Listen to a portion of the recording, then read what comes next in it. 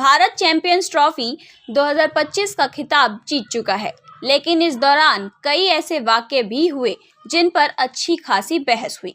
मोहम्मद शमी को दुबई में ऑस्ट्रेलिया से सेमीफाइनल मैच के दौरान लोगों ने पानी या जूस पीते देख लिया और सोशल मीडिया आलोचनाओं की झड़ी लग गई।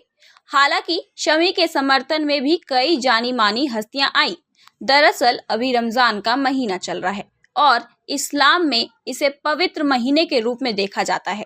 ऐसे में लोगों ने कहना शुरू कर दिया कि रमज़ान के दौरान किसी मुसलमान का फास्ट नहीं रखना अपराध है। ऑल इंडिया मुस्लिम जमात के अध्यक्ष मौलाना शहाबुद्दीन रज़वी बरेलवी ने कहा था कि रमज़ान के दौरान ऐसी हरकत अपराध है। शमी के समर्थन में जाने माने गीतकार और लेखक जावेद अख्तर आए और उन्होंने कहा, शमी साहब, आप उन कट्टर मूर्खों की परवाह मत कीजिए जिन्हें क्रिकेट मैच के दौरान मैदान पर आपके पानी पीने से परेशानी है। इससे उनका कोई लेना देना नहीं है। आप हमें गौरवान्वित कर रही महान भारतीय टीम का एक अहम हिस्सा हैं। आपको और हमारी पूरी टीम को मेरी शुभकामनाएं। लेकिन ये बहस भारत तक सीमित नहीं रही, सरहद पार कर पाकिस्तान भी पहुंच गई। इंजमाम ने दी शमी को सलाह। पाकिस्तान की सिटी 42 चैनल की एंकर ने मोहम्मद शमी के रोज़ा नहीं रखने से जुड़ा सवाल पाकिस्तान के पूर्व कप्तान इंजाम उल हक से पूछा तो उन्होंने कहा, खेलते वक्त रोज़ा छोड़ना कोई वैसी बात नहीं है। मुझे लगता है कि ज़्यादा आपत्ति इस बात से हुई कि उसने सार्वजनिक रूप से पानी पी लिया। खेलते हुए रोज़ा रखना मुश्किल है, हम लोग का अपना भी अनुभव है। रोज़े के दौरान मैच होता था तो वाटर ब्रेक के दौरान पाकिस्तान की टीम स्क्रीन के पीछे चली जाती थी। इंजाम उल हक ने कहा, स्क्रीन के पीछे पानी पी लेते या जो भी करना है करते, लेकिन सामने एहतराम करते थे। मुझे उनसे यही कहना है कि पानी स्क्रीन पर ना पिए, पानी पीछे जाकर पी लें। अगर आप सफ़र में हैं तो रोज़ा छोड़ने की इजाज़त है। खेलते हुए रोज़ा रखना बहुत मुश्किल काम है।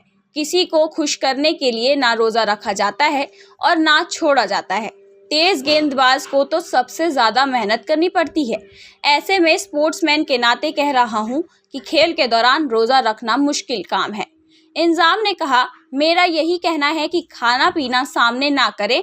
अगर शमी स्क्रीन के पीछे पानी पी लेते तो कोई विवाद ही नहीं होता। इससे पहले मोहम्मद शमी को लेकर 2023 में वनडे वर्ल्ड कप में श्रीलंका से मैच के दौरान विवाद हुआ था। इस मैच में मोहम्मद शमी ने 5 विकेटें लिए थे। 5वां विकेट लेने के बाद शमी इस तरह से मैदान में बैठ गए थे जिससे लग रहा था कि वह सजदा करने वाले हैं, लेकिन फिर वह उठ गए थे। लोगों ने कहना शुरू कर दिया था कि शमी ने विवाद से बचने के लिए खुद को रोक लिया।